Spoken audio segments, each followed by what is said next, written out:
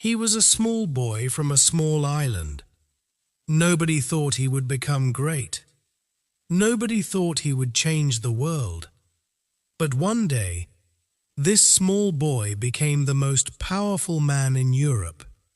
He built one of the greatest empires in history. His name was Napoleon Bonaparte. Napoleon Bonaparte was born on August 15th, 1769. He was born on a small island called Corsica. Corsica is in the Mediterranean Sea, near France and Italy. His family was not rich, but they were not very poor either. His father, Carlo Bonaparte, was a lawyer. His mother, Letizia, was a strong and brave woman. Napoleon had 7 brothers and sisters. Life was not easy for the Bonaparte family, but Napoleon's mother always told him one thing. She said, "Work hard and never give up." Napoleon was a very serious child. He did not play much. He loved to read books. He loved history. He loved stories of great generals and great battles. His favorite hero was Alexander the Great. When Napoleon was 9 years old, his father sent him to France. He went to a military school in a city called Brienne. Life at the school was very hard. The other boys were rich. Napoleon was not. The other boys spoke French perfectly. Napoleon did not. He had a strong Italian accent. The boys laughed at him. They called him names. But Napoleon did not cry. He did not give up. He studied harder than anyone else. He was not the best at French, but he was the best at mathematics. And he was the best at military strategy. His teachers could see something special in this quiet, serious boy. When Napoleon was 16 years old, he became a soldier. He joined the French army as a junior officer. It was the year 1785. At this time, France was changing. In 1789, a great revolution began in France. The people of France were angry. They were tired of kings and queens. They wanted freedom. They wanted equality. This revolution changed everything. And Napoleon watched everything very carefully. He was smart. He was patient. He was waiting for his moment. In 1793, Napoleon got his first big chance. The city of Toulon was under attack. Enemy soldiers from Britain and Spain controlled the city. Napoleon had a plan. He placed his cannons in exactly the right position. He attacked at exactly the right moment. And he won. He was only 24 years old. People started to notice Napoleon Bonaparte. 3 years later, in 1796, Napoleon was given command of the French army in Italy. His soldiers were tired. They had no food. They had no shoes. But Napoleon stood before them and spoke. He said, "Soldiers, you are hungry and tired. I will lead you to the most fertile plains in the world. You will find honor, glory, and wealth."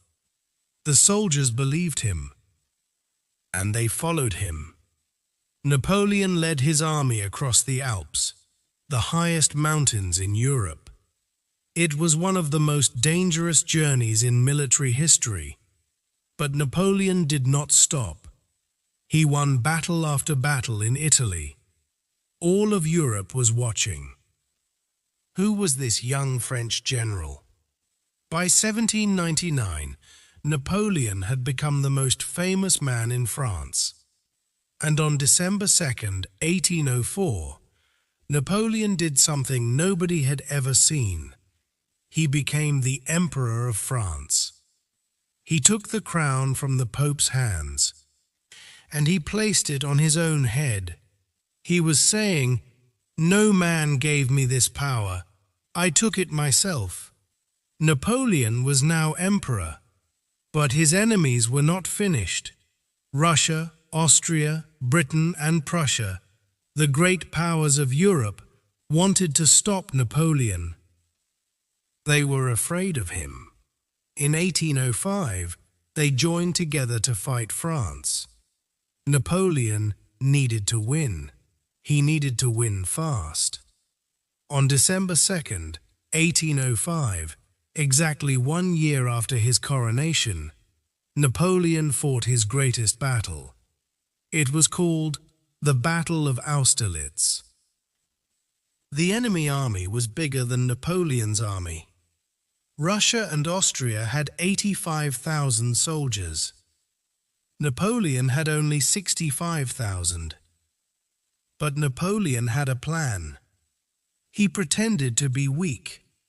He moved his soldiers away from a high hill called the Pratzen Heights. The enemy saw the empty hill. They moved their soldiers there. That was exactly what Napoleon wanted. When the enemy soldiers moved, Napoleon attacked. His soldiers charged up the Pratzen Heights. They split the enemy army in two. Then Napoleon attacked from both sides. The enemy had no escape. In just 9 hours, Napoleon destroyed an army twice his size. 20,000 enemy soldiers were killed or captured. Napoleon lost only 9,000 men. It was the most perfect battle in military history. After the battle, Napoleon walked among his soldiers. They shouted, "Long live the Emperor!" Napoleon later said, "The Battle of Austerlitz is the finest of all I have fought." All of Europe was now afraid of Napoleon Bonaparte. Napoleon was at the top of the world. He controlled most of Europe. Kings and emperors were afraid of his name, but Napoleon made one terrible mistake. In 1812, he decided to invade Russia. He gathered the largest army in European history, 600,000 soldiers. They marched into Russia in June 1812. At first, everything seemed easy. The Russian army kept moving back. Napoleon kept moving forward. In September, Napoleon reached Moscow. But Moscow was empty. The Russians had left. They had burned their own city. There was no food. There was no shelter. Napoleon waited for the Russian Tsar to surrender, but no message came. And then winter arrived. The Russian winter was like nothing Napoleon had ever seen. Temperatures fell to -30 degrees. Soldiers froze to death. Horses died. Food ran out. Napoleon had no choice. He ordered a retreat. 600,000 soldiers marched into Russia. Only 100,000 came back. It was the greatest military disaster in history. Europe saw that Napoleon could be defeated. His enemies grew stronger. In 1813, the armies of Russia, Prussia, Austria, and Britain came together. They surrounded Napoleon from all sides. And on April 6, 1814, Napoleon surrendered. He was sent to a small island called Elba. But Napoleon was not finished. In 1815, he escaped from Elba. He returned to France. His old soldiers joined him again. Europe was shocked. For 100 days, Napoleon ruled France again. But on June 18, 1815, at a place called Waterloo in Belgium, Napoleon fought his last battle. He lost. This time, his enemies sent him far away. to a tiny island in the South Atlantic Ocean called St. Helena. He could never escape from there. Napoleon spent his last 6 years on that island, alone, far from France, far from glory. He spent his time writing. He wrote about his life, his battles, his ideas. On May 5, 1821, Napoleon Bonaparte died. He was 51 years old. Napoleon Bonaparte is gone. But his story never died. He changed the laws of France. The Napoleonic Code is still used in many countries today. He built roads, schools, and banks. He modernized Europe. He showed the world that a small boy from a small island could change everything.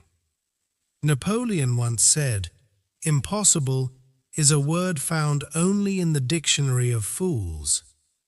Maybe he was right.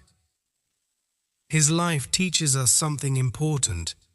It does not matter where you come from. It does not matter how small you start.